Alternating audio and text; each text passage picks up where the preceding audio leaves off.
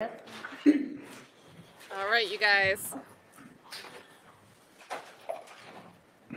Here's redirect. What does Love get herself into here? Good afternoon again. Good afternoon. You were asked on cross-examination by Mr. Adams whether or not you saw communication between Demise McMullen and Kenneth Copeland. Correct. Paul? Yes. What was the number that you were able to obtain for Demise McMullen? So the number for Demise McMullen was 470-217-6080. And you were asked as well about efforts that you made to corroborate information that you were given during specific interviews. Do you recall? I do.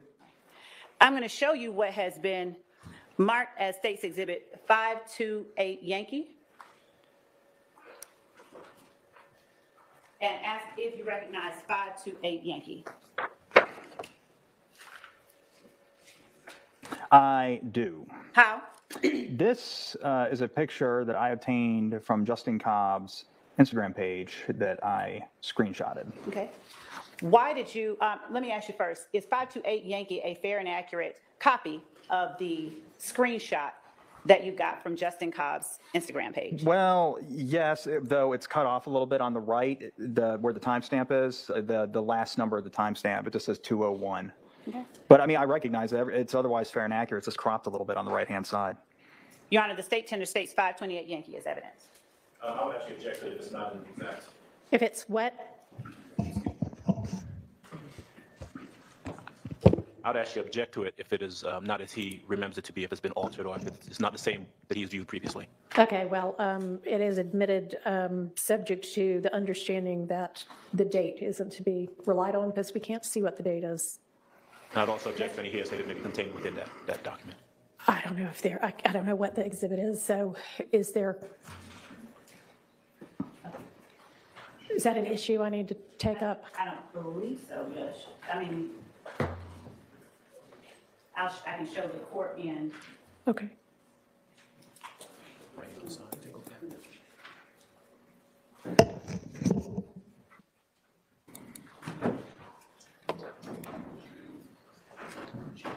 We've been in redirect for 2 minutes and we have a sidebar. And Shard's face looks a little tense there. Oh boy. So is this where they end up taking a long break? No, this one's quick, it looks like. Okay. So we'll just let this play so I don't skip something important, because you know how it likes to come back in mid-sentence. Big shout out to Angie Lay for gifting another membership. Thank you so much. David Newth for the 10 says, when they were talking about what's in the box, I kept flashing back to the movie 7. Aw, come on, what's in the box? Yeah, well, and she almost forgot to give the instruction. Shard had to remind her. So that's a whole time. And to be honest, I wonder if the jury was really thinking about it, because there are boxes on the screen from the evidence viewer thing, and it kind of looked like it could have been from that. But still. Well, so they came back for a second and then decided not to come back. And Mr. Sprinkel, I'm going to show you the digital version of 528 Yankee and ask you, are you able to see the date on the digital version? I am. Your Honor, state. There's 528 Yankee. Okay, so are you going to, it'll ultimately be, are you just going to make a better copy and substitute? Yeah. All right, that's fine, then it's admitted in full. Okay.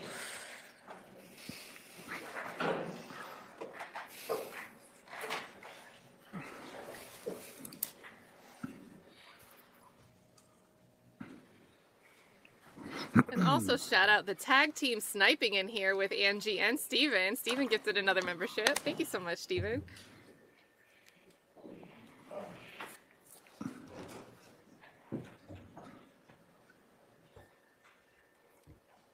As we're pulling up 528 Yankee, would you tell the jury what significance you found in 528 Yankee towards your investigation?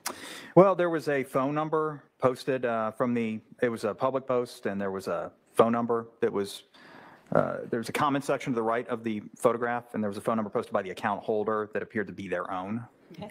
And was the account holder Justin Cobb? Yes. What was the significance? I'm going to object to that as hearsay and ask it to be stricken. Which part? Part about who the number belongs to. Sustained. Okay. What did you do to determine whose account this was? Well, I looked at the photos that were posted in the account, I believe. Now, where the traditionally that's what I would do with an Instagram page. It's just posted in public view. Okay. And what was it that made the number in this post significant to you? Well, I was looking for a number for Justin Cobb. And what led you to believe that this number was a correct number for Justin Cobb? Well, it was, there's probably more to it than just this, but it was posted in this Instagram comment. And Posted by the owner or user of the account? That was false speculation. I'll object. Yeah. If he has a basis to testify. Are you able to see and tell, looking at the posting itself, what name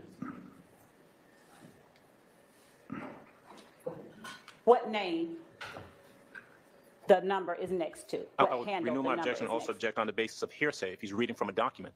It's already in evidence, Your Honor. And, Okay, when Your Honor, we were up here at the bench, so, Your Honor, I'll ask additional questions that I think will, sustained. okay. So, after seeing this Your number. Honor, I have a motion, please. May we step up? Yeah. We I'm going to go. excuse y'all to the There's- jury room. And Whitaker already knows.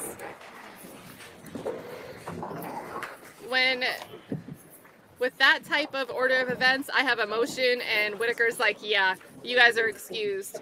Whitaker already knew that was a motion for mistrial moment before Adams had to raise the issue.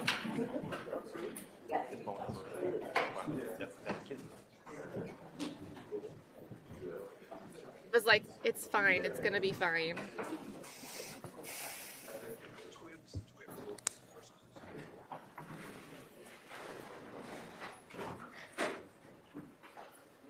I don't know, I kind of feel like that should have been too sustained. Mr. Sprinkel, you can go ahead and step outside for us. Thank you.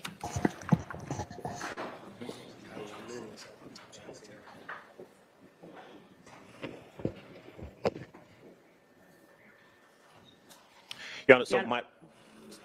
well, first of all, my motion is a motion for mistrial based on the actions of the prosecutor. My objection initially to the item was that it contained hearsay.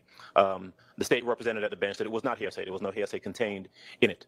We did not address the issue of what the state already knew, which is that there was a phone number attached to it that she was going to try to elicit testimony from this witness about who that phone number belonged to. That in and of itself is speculation, but it's certainly hearsay. The document can't authenticate itself. I believe the site for that proposition is Twiggs versus State. It's 315 Georgia Appeals 191. So this witness can't look at a document and say that it says this phone number is from Justin Cobb's Instagram or social media posting, this is who it belongs to. So that was my objection. I believe the objection was well-founded. I believe the state purposely put that up there after misrepresenting as to whether or not it contained any hearsay in it, and based on that, I would move for mistrial. May I respond? You may. Judge, Can somebody put the document up? I don't see. yes. Would you put it up?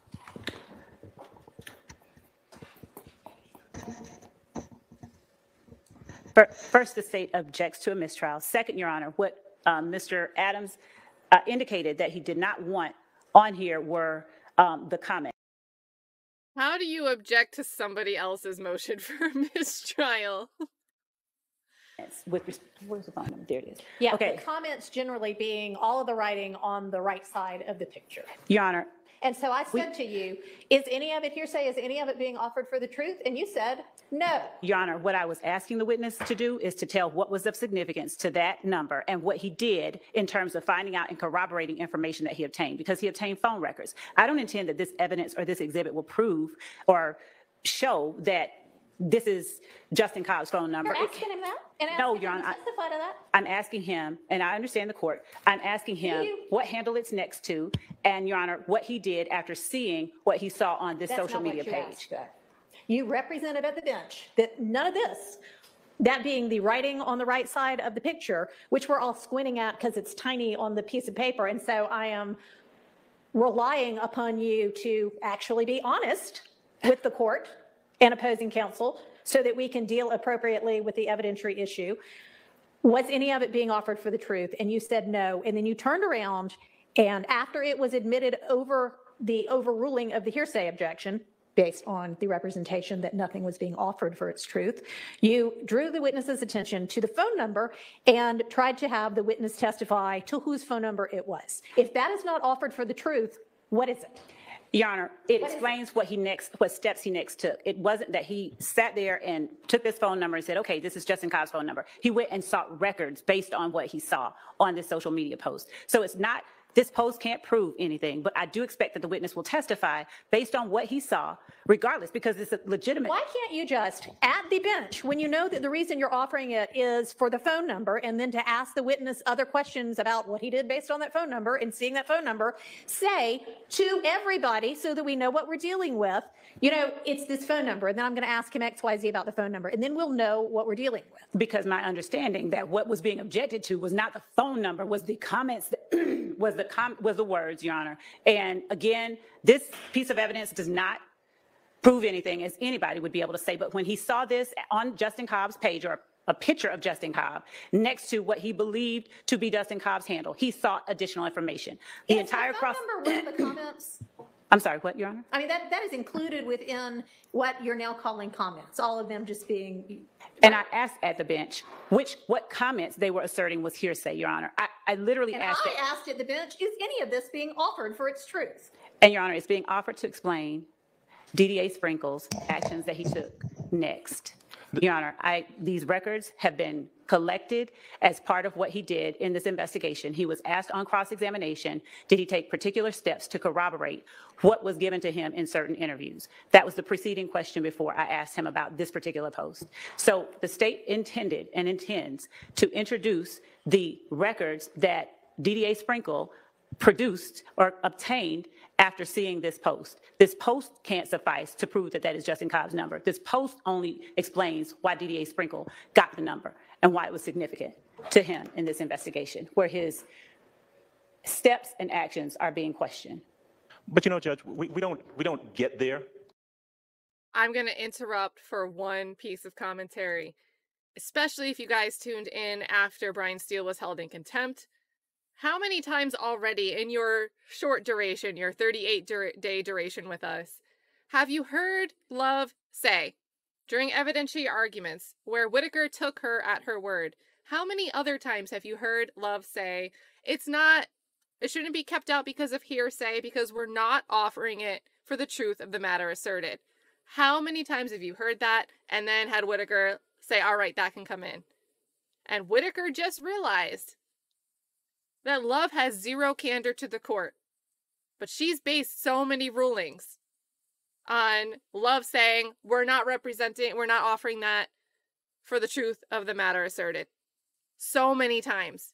Just while she's been on the bench. Not even back in Glanville days. Just think about that. Whew. I hear what the state's saying, and it's disingenuous, because we don't get to the second step that they're talking about, what records he procured and why he did what he did, unless we go through the hearsay statement that's contained in the portion that I objected to. And the court is accurate. I was there, and I asked for everything that was on the right side, all of the verbiage to be, I said that was hearsay. The state said it was not. It clearly is, because to ask him that specific question, I mean, listen, none of us are obtuse. It is what it is. I think that the state was disingenuous about it. The state's being very slippery in regards to their response to the court's questions. I think it's willful, and I think a mistrial is appropriate. I'm asking. I mean, I can't figure out what it is. If it's disingenuous, if it is that, I mean, I don't want to malign the prosecutor standing in front of me right now, so I'm not going to say the possible things that it could be, but it is baffling to me that somebody with the number of years of experience that you have time after time after time, continues to seemingly purposefully hide the ball to the extent you possibly can for as long as you possibly can. And I really don't want to believe that it is purposeful, but honestly, after a certain number of times, you start to wonder how it could be anything but that, unless it is just that you are so unorganized that you are throwing this case together as you try it. And I am sorry to say that, but this case is being made much more difficult for everybody because of the haphazard way in which it is being presented. I'm going to take a recess for a few minutes. I'll have a ruling when I get back. Woo. Oh, I wish she didn't say, I'm sorry to say that. Just leave that part out. And I wish she said incompetence and not just, like, unorganized. Because we see that in the chat all the time, right? Is it intentional? Is it incompetence? What is the explanation here? Is it some of this some days, some of this other days? In the chat, we talk about it all the time. What is it? How did we get here? How does love keep doing this? And Whitaker is finally having a light bulb moment. And I really think, and I have friends that are like this, I really think there's a thing, and I see it a lot with relationships, right? You catch someone, you think they're being dishonest with you, but you don't really want to approach them about it. And they end up playing you. When you finally find out that you've been deceived, it takes you a long time. If you have faith in your own intelligence and you give someone the benefit of the doubt, it will take you a long time to be able to work around you yourself being wrong. Your ego doesn't want you to realize that you may have given someone the benefit of the doubt and been made a fool of. So there are people in this world, and I think Whitaker is exhibiting this. She didn't want, her ego didn't want her to acknowledge, admit, realize, come to the realization that she was played to her face multiple times. And I think this is that moment, and this is why she needs to walk out to get herself together. Because she's personally dealing with the embroilment, her own ego, like, dang, I was wrong all along. And I think I'm intelligent. I don't like being wrong. I think she really needed that moment for herself. This is crazy. This is a bit crazy. So, oh my gosh. That, and then the other thing, building on what I said earlier about think about how many times love has said it's not for the truth of the matter asserted. She, like, kind of volleyballs with herself. And yes, the jury's out right now. The jury is not here for this. Oh, can you imagine being the juror and getting to see the judge snap like this? That would be so great for them. They miss out on all of these moments. But the idea that love will say, oh, that's hearsay, that shouldn't come in. Well, it should come in because it's not being offered for the truth of the matter asserted. Well, when that reasoning, when that argument doesn't fly, she switches to something else. And we've heard her use it several times today. What's that other thing that love likes to lean on? Maybe see if you guys catch it in the chat. Aside from it's not being offered for the truth of the matter asserted. What's the other one? Oh boy. There's two reasons. We've heard both today.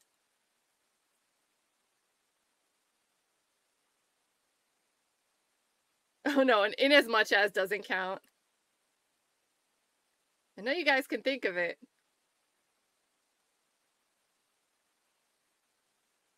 Not the truth of the matter asserted. We do get the co-conspirator. This is moving quick. We do get the co-conspirator. We do get the inconsistent statements. You know, that's always being offered up. We do get relevance. We do get 403, but that's not exactly it.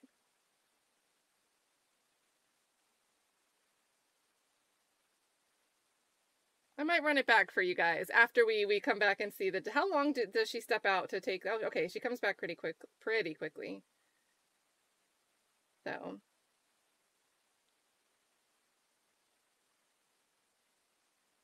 Nope, and it was used right with Sprinkel and, you know, this phone number, and I'll run it back for you guys. I'll run it back for you guys after we get through the day. And yeah, I definitely think this was a cooling down break for Whitaker's own ego having a realization. And that's a real I'm going to thing. deny the motion for Oh, well, I jumped to it, but you guys already knew what was coming.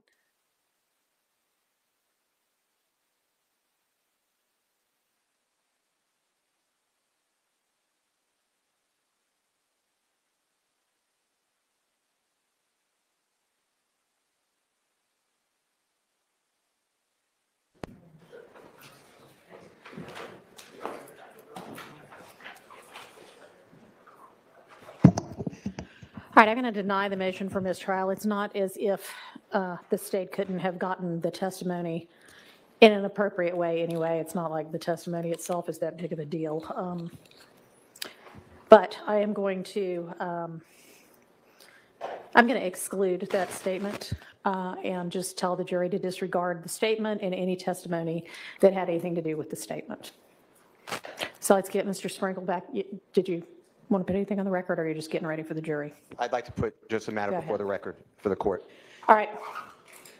Your Honor, this is from United States versus Roberts, Roberts. It's 640F 2nd 255. It's the Ninth Circuit, 1981. It's been cited many times. It specifically says that continued prosecutorial misconduct may show a course of conduct establishing the intent to provoke a mistrial and bring into play double jeopardy considerations. You have not been here the whole time, and we thank you for being here. But starting with opening statement, and I know you got my motion. I know, and I know what your argument is. Here's the thing: is that, and I understand what that law says as well. Ms. Love does not appear to be trying to get a mistrial so that she can try this case over again, which I know if that were what she was doing, she wouldn't be able to try the case over again anyway. So that's just not applicable here. Now, is there continued prosecutorial misconduct merits a mistrial anyway based on that? Yes, potentially we get to that point at some point. But there is not, from what the court's vantage point is, an indication that the state is trying to goad anybody into moving for a mistrial so that they can retry the case because they think they're losing the case. I think they think they're winning the case. I don't know what they think, but I will say this. This is not becoming, in the state of Georgia, of a trial. And it is all the time, Your Honor. It is all the time. At some point, it's got to end. Because this is not fair to Mr. Williams, and I assume the other people on trial will agree. It is just constant hiding laws, citing law that does not stand for what it stands for, not giving over information, not answering the court, arguing with the court, and I think that it does rise to a level now, but I understand what you rule. So I think that we're well beyond it. And the reason I said promotion statement is it's literally.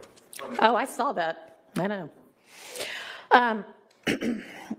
I mean, I think my frustration was apparent a few minutes ago.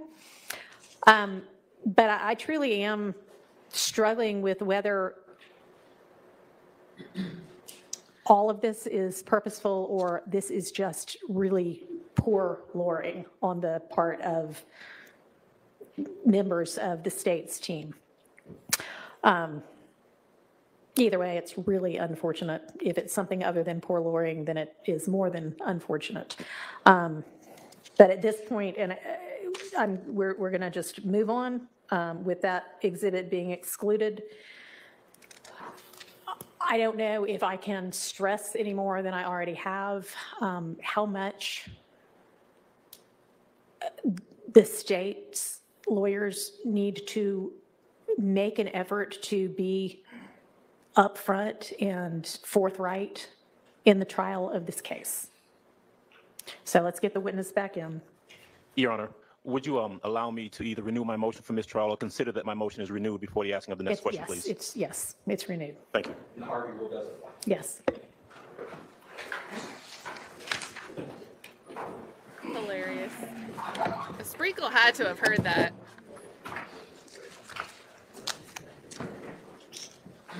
Everyone said, we got to make sure the mistrial, motion for mistrial is all of us. Whew. And I am actually very glad. Arminos, I'm going to pull this up. Thank you, Arminos, for the 2. Whitaker with a bunch of claps. I am very glad that Whitaker repeated that she's really struggling to weigh between whether or not she thinks this is just incompetence, disorganization, or are you playing in my face? Are you playing in the defendant's face? Which neither of those things should a prosecutor be doing.